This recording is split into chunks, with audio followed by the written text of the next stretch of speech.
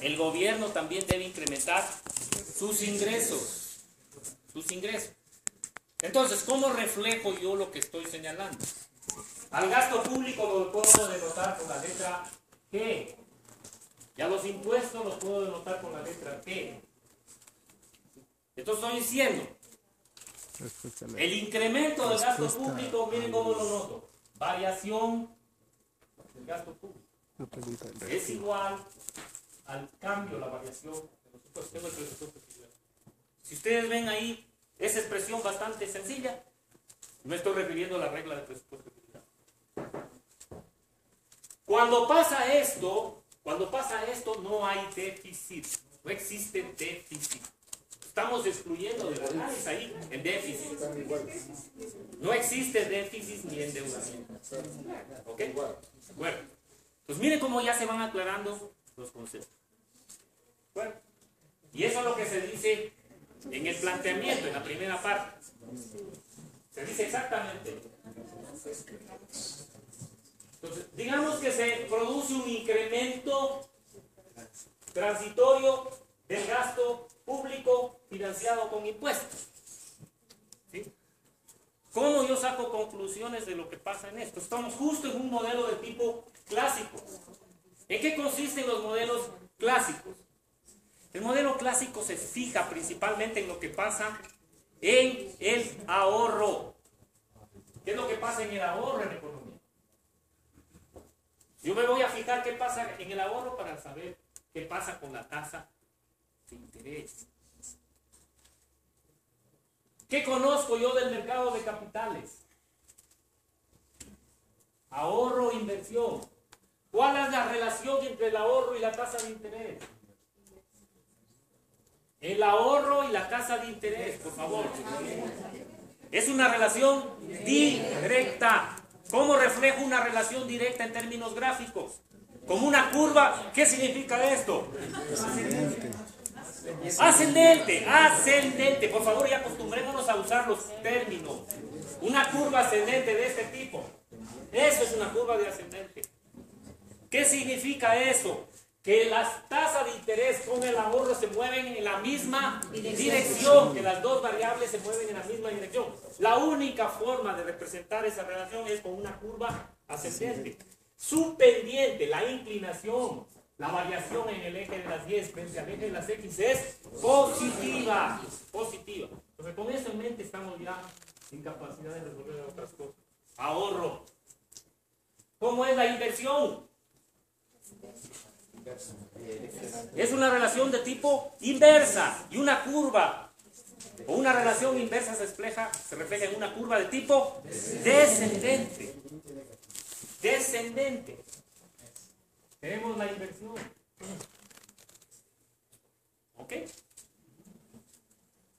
La pendiente de esa curva es negativa. Significa, ¿no es cierto?, que las dos variables se mueven en direcciones opuestas. Si sube la tasa de interés, baja la inversión. Esto mismo es lo que Keynes señalaba cuando postulaba que la tasa de interés sea baja. ¿Para qué? Para incentivar la inversión. ¿Okay? En este modelo clásico, cuando se sube el gasto público, lo que va a acontecer es que el ahorro privado baja. El ahorro privado baja. El ahorro nacional es la suma del ahorro privado más el ahorro público. Como el gobierno está en presupuesto equilibrado, esto está fijo. ¿Sí se dan cuenta cómo están ya especificados los temas? Estoy diciendo, estamos diciendo, ¿cierto?, regla de macro fiscal de presupuesto equilibrado. Entonces yo ya sé qué está pasando con el ahorro público, está fijo. ¿Sí? Entonces, al incrementarse el gasto, los hogares financiados con impuestos, los hogares deciden endeudarse y por tanto el ahorro privado baja. ¿Por Por tanto, el ahorro nacional baja, pues la única forma, si el ahorro público está constante y el ahorro privado baja, el ahorro nacional baja. ¿Cómo reflejo yo la caída del ahorro en ese esquema que tengo al frente? Acá. En esta economía se produce la expansión fiscal. ¿Qué estoy encontrando como parte de la expansión fiscal? Que el ahorro baja. Entonces, en esta economía se produce la expansión fiscal. ¿Cómo reflejo yo eso? La curva de ahorro se desplaza hacia la izquierda. Esto. Tenemos ahorro 0 sin expansión fiscal. Ahorro 1 con expansión fiscal. ¿Qué pasó ahí? La tasa de interés subió. Miren, sube en un contexto de economía cerrada. En un contexto de economía cerrada. En un contexto de economía abierta, la tasa de interés está dada. Por tanto, ¿no es cierto? El ahorro viene acá. ¿Ya? La tasa de interés no sube. Se producen cambios de déficit en cuenta corriente. Pero bueno, esta pregunta se quedaba solo en la primera, ¿no?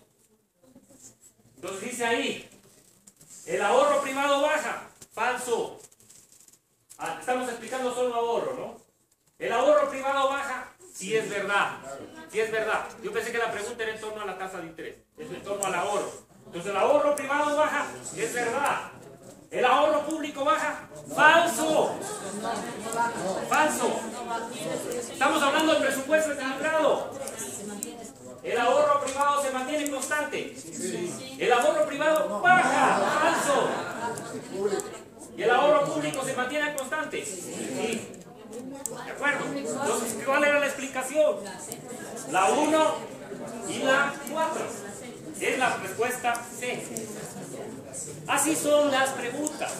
Si se dan cuenta, no podemos lanzar cosas así. Si un estudiante maneja esto, enseguidamente puede responder. Estas se llaman preguntas de comprensión. Comprensión. Entonces, para responder estas preguntas tenemos que tomarnos rapidito. Si la pregunta me la formula, yo ya sé cómo hacerme este esquemita. Aquí. O con lápiz. Y puedo sacar la respuesta. ¿Sí? No hay temas que resultan bajo la manga. ¿Ok? Bien. Una pregunta. En esa parte, habíamos leído, igual con compañeros que decían, eso digo para no confundirnos, porque nos había dicho que justamente lo que es incrementos transitorios, o sea, transitorios a largo plazo no afecta lo que es el ahorro. Sí, claro, entonces ese es otro tema, ¿no? Entonces tienen que empezar a diferenciar entre los choques transitorios y los choques permanentes, ¿no? Permanentes. Entonces miren ustedes. Cuando uno le confunde. No confunde, ya saben bonito ustedes, ya tienen que ir dejándose confundir, porque aquí las preguntas son súper precisas. Como se dan cuenta ustedes, solo presupuesto equilibrado, ya sé qué pasa con el ahorro público.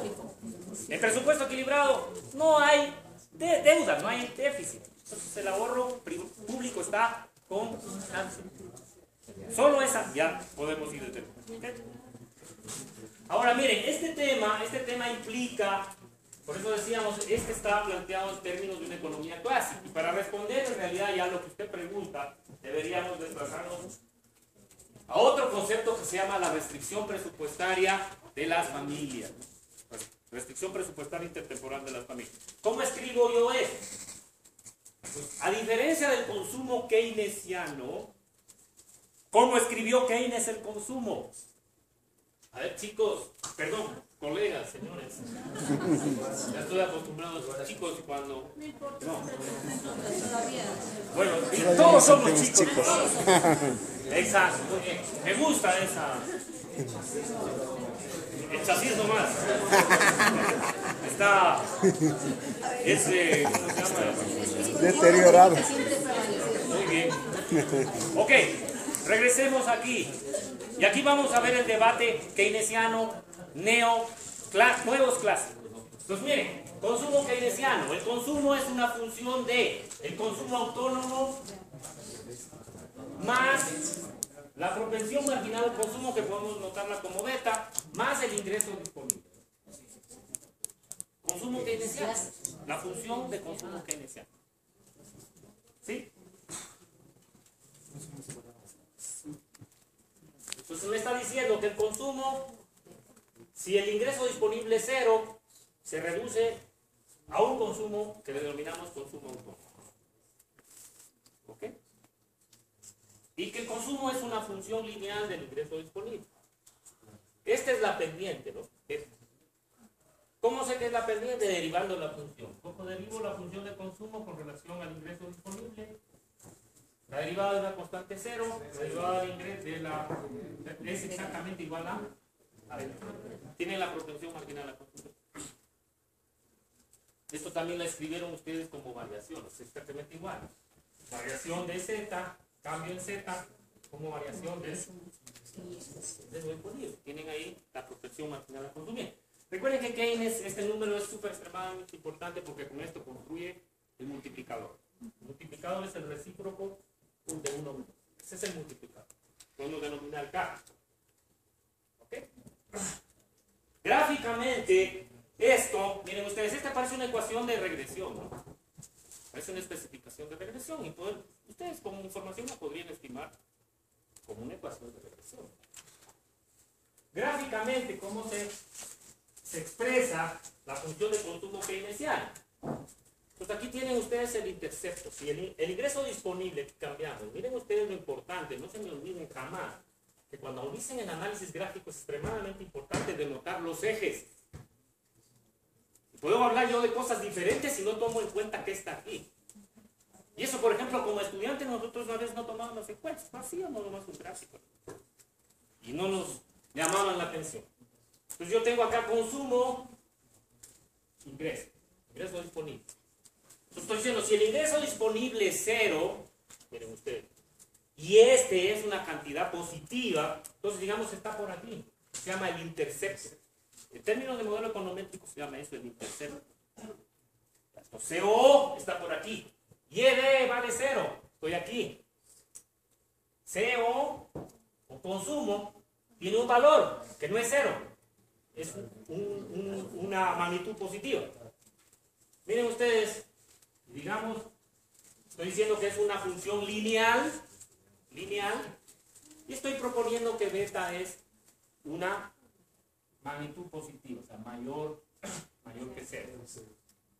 La pendiente, miren ustedes, me dice, ¿cómo estimo la pendiente yo? Cambio en el eje de las ordenadas, dividido para cambio en el eje de las abscisas. Y esta es beta. Entonces, es la propensión marginal a consumir. Si cambia el ingreso en $1, digamos que este beta vale 60, 0.6, significa, ¿no es cierto?, que el ingreso disponible crece en $1, el consumo va a crecer en 60 centavos. ¿Ok? Ya tienen la expresión gráfica de la función de consumo keynesiano. ¿Sí? ¿Cuáles son los efectos de la función de consumo keynesiano? Esta, cuando lo aportó Keynes, fue una innovación extremadamente importante en economía. Pero ¿qué es la crítica que se le hace? ¿Cuál es la crítica que se le hace a la función de consumo keynesiano? Que es una función de consumo que mira solo, está pensada en un solo momento del tiempo. Es una función de consumo estática, por decirlo. Estática. La hipótesis del ingreso permanente, ¿no?, que la postula Friedman, dicen no, este consumo, ¿no es cierto?, no ve las decisiones de consumo de los hogares a lo largo del tiempo.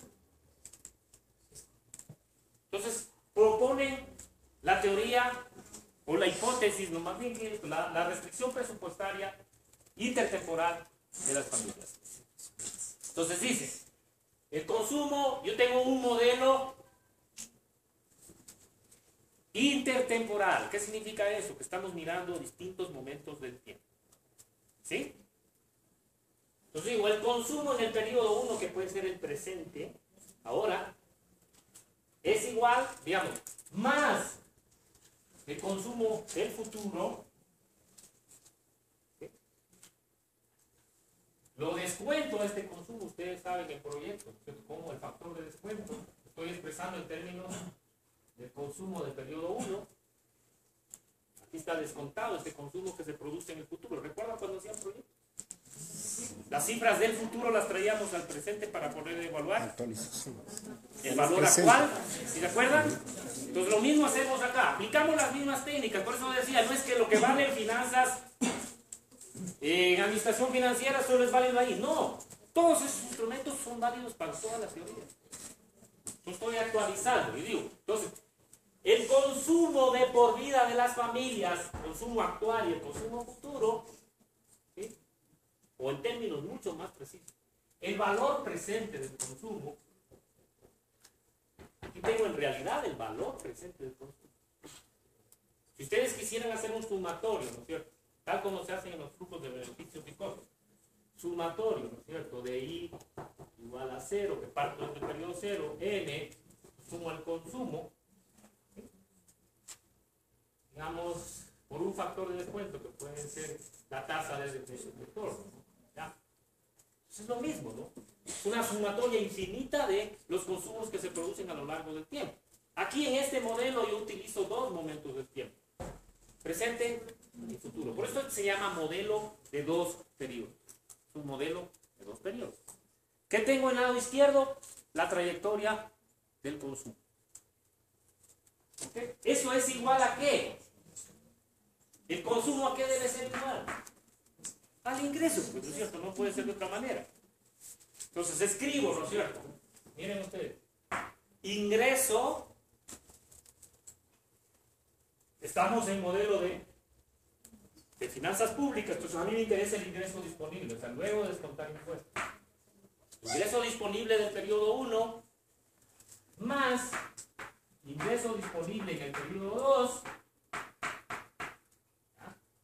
Y estoy diciendo entonces en definitiva, el valor presente del consumo es igual al valor presente del ingreso disponible. Valor presente del ingreso disponible. Y a esto, la teoría del ingreso permanente, la hipótesis del ingreso permanente de Friedman, plantea que el consumo de por vida tiene que ser exactamente igual al ingreso disponible de por vida. Dicho de otra manera, el valor presente del consumo debe ser igual al valor presente del ingreso disponible. Y a esto él le designa, le nota como el nivel de riqueza de las familias. Nivel de riqueza de las familias. Por tanto, miren, en el modelo neoclásico, digamos, ¿cómo escriben la función de consumo? Siguiendo estas pautas. El consumo es una función lineal del nivel de riqueza de las familias. Miren ustedes el consumo neoclásico. Es un consumo, aquí evidentemente K es la propensión marginal a consumir, pero respecto de la riqueza. No es con relación al ingreso disponible. Tenemos la propensión marginal a consumir, pero respecto de la riqueza. Si lo expresamos gráficamente a este no tiene intercepto, parte desde el origen. ¿Sí? Pero sería de la riqueza esperada. No, de la riqueza a lo largo del tiempo, ¿no? A lo largo del tiempo. Si las familias a lo largo del tiempo lo que igualan es su nivel de consumo, debe ser exactamente igual a su ingreso disponible permanente. ¿Ok? Entonces miren cómo este esquemita me sirve para aprobar la política fiscal. ¿Por qué? Yo ya tengo aquí una variable que mueve el Estado. Entonces ahí vienen las políticas transitorias y las políticas permanentes. Digamos que el gasto, miren, que el gobierno incrementa el gasto, que no lo veo aquí porque se llama la restricción presupuestaria de las familias, pero lo que sí veo, la contraparte del gasto público, que son los impuestos. Entonces miren, si yo incremento los impuestos, por eso es que me salía la caída del ahorro privado cuando hicimos hace un momentito. No, eso tenemos que demostrar. ¿Cómo lo demuestro? Mire, aquí subo yo los impuestos, eso me dice incremento transitorio de los impuestos. Estoy incrementando. Entonces me fijo solo en eso, ¿no? Y digo, Los escribo aparte. No vale, voy a traerlo.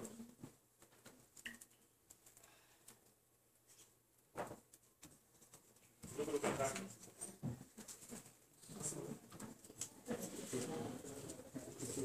Este está mejor, el rojo. Entonces yo escribo lo que estoy diciendo, separo de esta restricción presupuestaria, me dice, consumo en el periodo 1 es igual al ingreso disponible en el periodo 1. Saqué simplemente. ¿Ya? Entonces pruebo la política. ¿Qué me dice la política?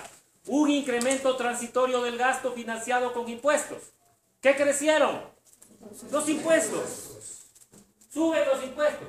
¿Qué pasó con el ingreso disponible? Baja. Baja el ingreso disponible. Baja. ¿Ok? ¿Qué debe pasar para que se iguale, para que se mantenga la igualdad? Si el lado derecho bajó, tiene que bajar el consumo. ¿Sí? Entonces, este modelo me predice en principio que si suben los impuestos, las familias ajustan consumo. Pero como estamos en un modelo intertemporal, las familias también saben que los impuestos solo suben en el primer periodo, no suben en el periodo futuro. ¿Qué hacemos en esas condiciones? Cuando nos bajan mi ingreso ahora, pero yo sé que en el futuro mis ingresos van a mejorar, ¿qué hago yo? Exacto, pido prestado. Entonces el consumo no baja, lo que baja es el ahorro, porque esta familia se endeuda. Y por eso es el resultado que sacamos hace un ratito. Cae el ahorro privado. ¿De dónde salió eso? No salió porque a mí se me ocurrió. Salió de este modelo. ¿Ok?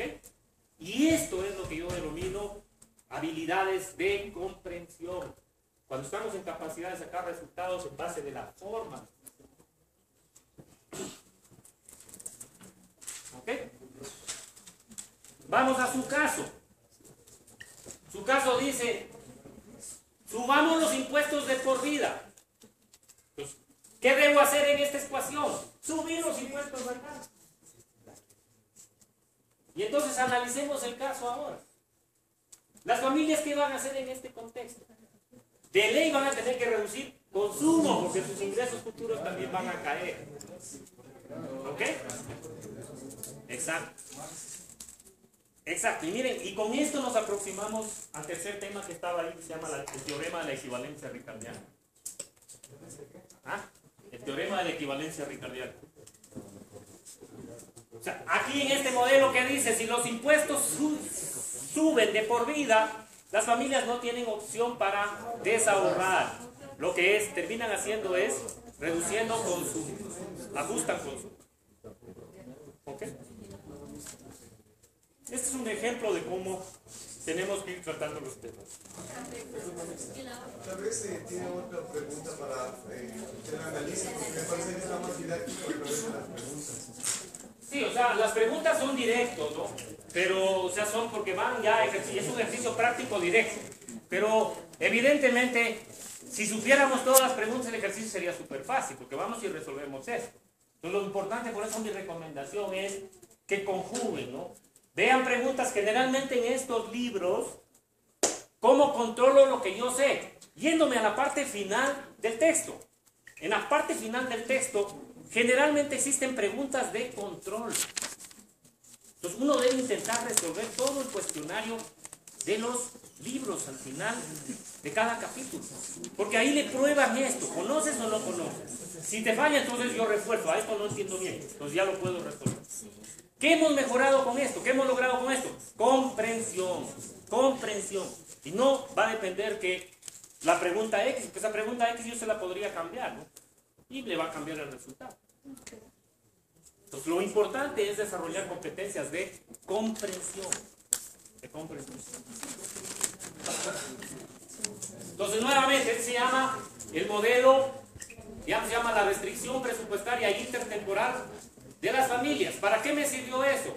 Para probar en un contexto, por favor, esto es súper claro, en un contexto de economía clásica, el rol de la política fiscal. De la política fiscal. ¿Sí? Ahora, pongámonos en un contexto keynesiano, ¿no? Desde el producto agregado, digamos.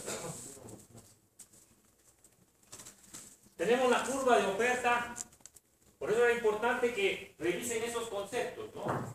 Tienen ustedes la curva de oferta y demanda agregada. Nuevamente, ¿no? Lo importante aquí es los ejes, ¿no? Siempre, por favor, en economía es súper importante que distingamos los ejes, ¿no? Entonces, podemos tener implicaciones diferentes si es que no tenemos claro qué es lo que estamos representando.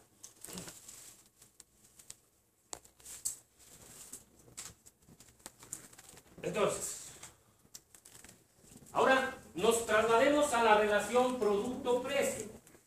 Tenemos el producto, tenemos precio. Allá teníamos, recuerdan, tasa de interés, ahorro, inversión, etcétera, etcétera. ¿Cómo es la curva de oferta agregada clásica? Clásica. No, clásica. Clásica. No me digan recta, pónganme, sean economistas. ¿Ah? Vertical. Por ahí estamos entendiéndolo mejor. ¿Cómo es? ¿Cuánto vale la pendiente allí? La pendiente es infinita. La pendiente es infinita, no tiene nada que ver con el precio. Es infinita. ¿Cómo es la elasticidad en una curva vertical? Cero. La elasticidad es cero. Entonces ya saben, la elasticidad en una curva vertical, cero. Y la pendiente, que podemos notarla, dijimos, es infinita. Ya vamos a demostrar por qué esta curva tiene eso. No es porque a mí se me ocurrió, ¿no? O a la raíz. No. Esto tiene que ver con las especificaciones que se producen en el mercado laboral. ¿Okay? La curva de demanda agregada tiene la forma descendente, ¿no? Pongamos la demanda agregada, tengamos la oferta agregada, ¿no? Estamos en un contexto, sí, ahorita estamos en un contexto clásico, pero estamos en el ámbito ahorita de la producción, de la oferta y demanda agregada. Oferta y demanda agregada. Un componente de la demanda agregada es el gasto público. ¿Sí? Pero si ustedes se fijan bien en este plano bidimensional, yo estoy expresando dos variables, precios y cantidades. Pero dentro de la demanda agregada está el gasto público. ¿Cómo reflejo yo un cambio en la demanda agregada? Digamos que, les pregunto a usted, en un contexto de oferta y demanda agregada, se produce una expansión fiscal. ¿Cuál es el efecto, digamos, sobre el nivel de ocupación y de la producción? ¿Cómo me responden a esta pregunta? Ahí estamos en problemas. Se incrementa. Si se dan cuenta cómo es súper importante, ya no estoy definiendo, le estoy pidiendo, le estoy testeando a ustedes conocimientos. ¿Conocen este modelo? Primero, resolvamos lo primero. ¿Cómo reflejo los cambios del gasto público en un modelo donde solo veo precios y cantidades y productos? No estoy moviendo los precios. ¿Ustedes recuerdan? En microeconomía, esto se llama la función de, digamos, se llama la curva de demanda. Curva de demanda, porque estoy mirando solo precios y cantidades. Pero la función de demanda es más compleja, ¿no? Yo puedo poner aquí, la función de demanda es una función del precio, PQ, del propio precio, pero también es del ingreso, etcétera, etcétera, ¿no? De las utilidades. Eso se llama la función de demanda. La curva de demanda, miren ustedes, yo cogí solo dos variables y estoy expresando precios y cantidad. ¿Y esto qué me dice la curva de demanda? La cantidad máxima que está dispuesto a demandar un agente dados el nivel de precios. Eso me está diciendo, porque estoy relacionando solo estos dos variables. Este mismo análisis microeconómico, por eso decía, los fundamentos micros y macros son claves para entender la política económica, ¿no? La política fiscal, la política monetaria. Entonces, se produce en esta economía una expansión del gasto. Está metido el gasto. ¿Cómo reflejo los cambios de una variable que no está directamente expresada en los ejes a los que yo me refiero. Y eso se denomina diferencia entre cambios a lo largo de la curva de demanda y cambios en la posición de la curva de demanda. Entonces, la curva es la que se desplaza. Entonces, si crece el gasto público, que es componente de la demanda agregada, esta curva de demanda se va para la derecha. Sub-cero. Entonces, ¿qué pasó con el nivel de precios? Miren ustedes. Entonces, miren cómo ya están en capacidad de responder. En el contexto de un modelo clásico, una expansión del gasto público tiene un efecto inflacionario. El producto no cambia. Pero miren, esta pregunta puede cambiar. Si yo les digo, en cambio, si la curva de oferta agregada es keynesiana. La curva de oferta agregada, vamos al caso más sencillo, el caso del keynesianismo moderado que se conoce. En ese caso, la curva de oferta tiene pendiente positiva, oferta agregada.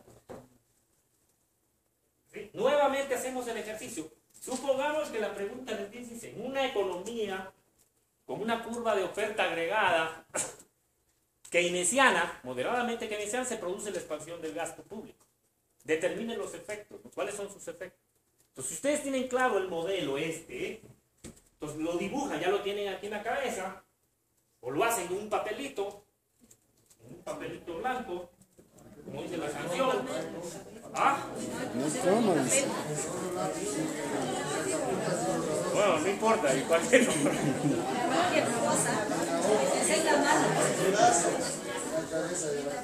Ok, entonces deberían tener aquí, ¿no? Mejor, acá.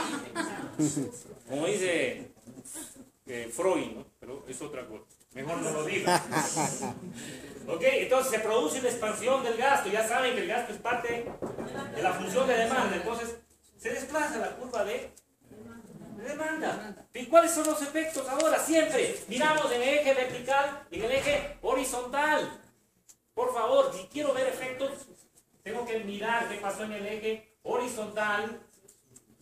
Un incremento del precio, un incremento del consumo. No, de la producción. Pues miren ustedes, la expansión fiscal en un contexto keynesiano produce efectos que se denominan crowding in. ¿Sí? Significa, ¿no es cierto?, que si crece el gasto público, tiene un efecto positivo en la producción, en el empleo. Crece el producto, crece el empleo. También tiene un costo, ¿no? ¿Cuál es el costo? Crecimiento de los precios. ¿Ok?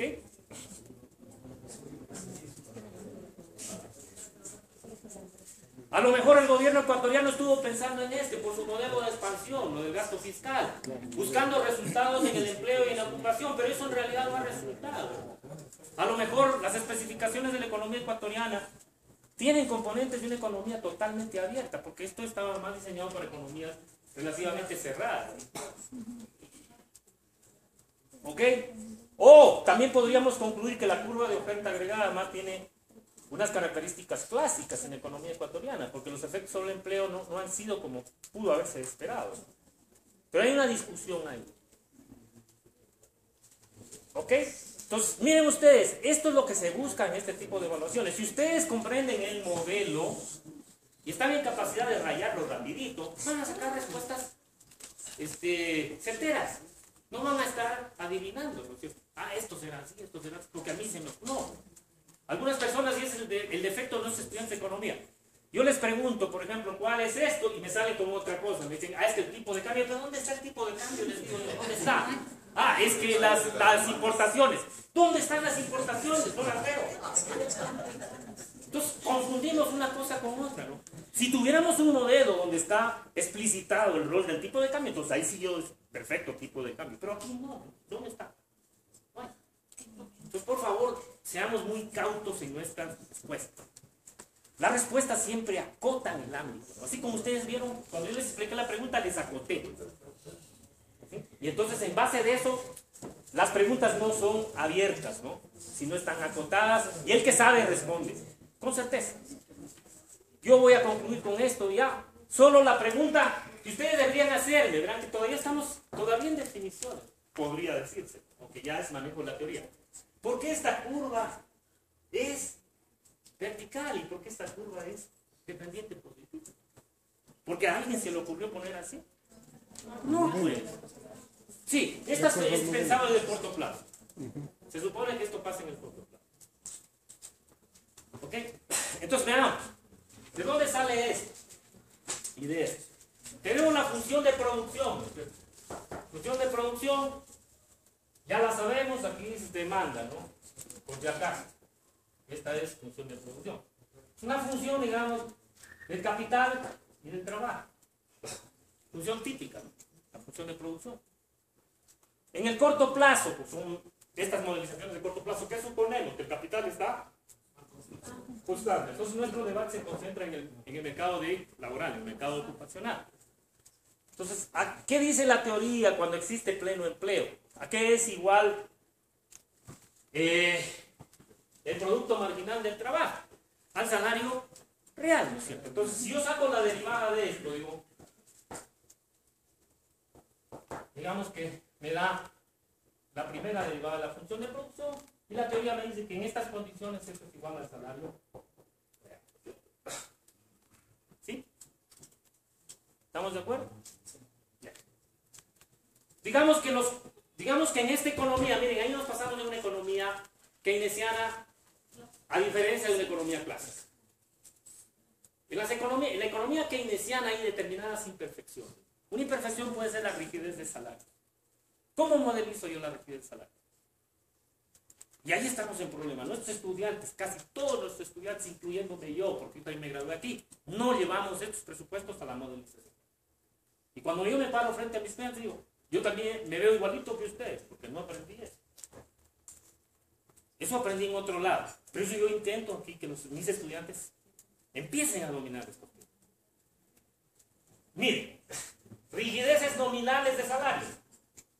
Ahí está, modelizado. ¿Qué estoy diciendo? Que el salario nominal no se mueve. Digamos que los precios suben. Si suben los precios, ¿qué pasó con toda la expresión? El salario real, ¿qué pasó? Es, muy bien, ya, estamos por ahí bien. El salario real baja. Si el salario real baja, ¿qué pasa con la demanda de trabajo? Cuando el salario está más bajo, hay más incentivos de contratar. ¡Sube! Entonces sigo yo. Demanda de trabajo, sube. Si sube la demanda de trabajo, o sea, la ocupación está creciendo, ¿qué pasa con el producto? Sube, pues. Y he demostrado, miren ustedes, que hay una relación directa entre los precios y el producto. Por tanto, la curva de oferta keynesiana es dependiente positiva. Entonces, una pregunta de examen. Demuestre que la curva de oferta agregada keynesiana tiene pendiente positiva. ¿Qué es lo que deben hacer? Esto, pues.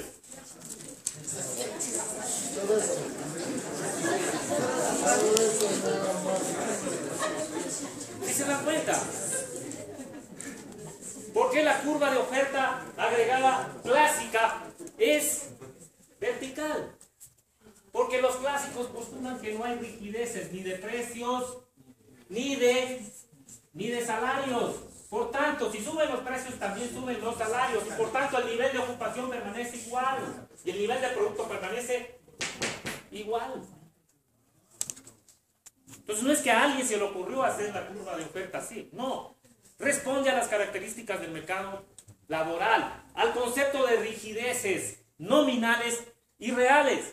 Las rigideces nominales y reales afectan a los precios, que es el principal mecanismo para que los mercados se clareen. ¿Ok? Bueno, yo voy a terminar aquí, pero como ustedes ven, es estos tópicos que es lo que tenemos que ir dominando. Se requiere un poquito de esfuerzo y después las cosas fluyen. Las cosas fluyen. ¿Ok?